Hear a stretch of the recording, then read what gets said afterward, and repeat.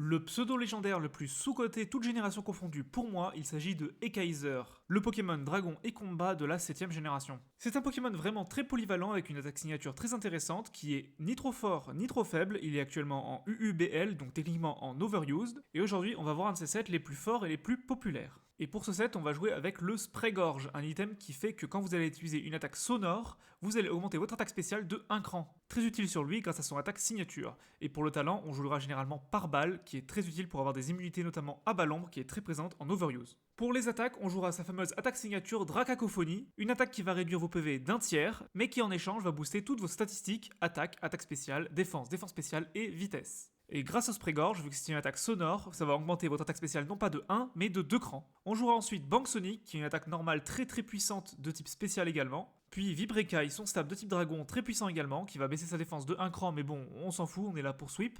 En dernière attaque, vous aurez le choix entre Aura Sphère et Lance-Flamme.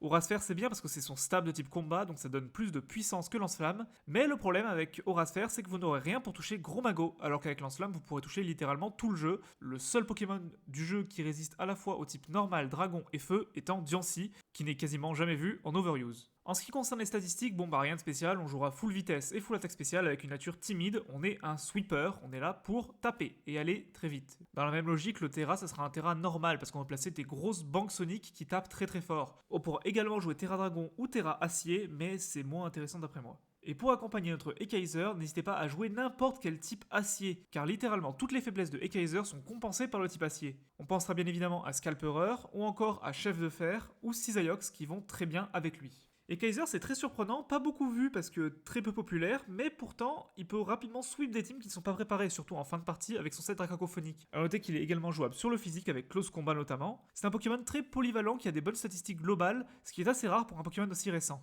Allez, à plus.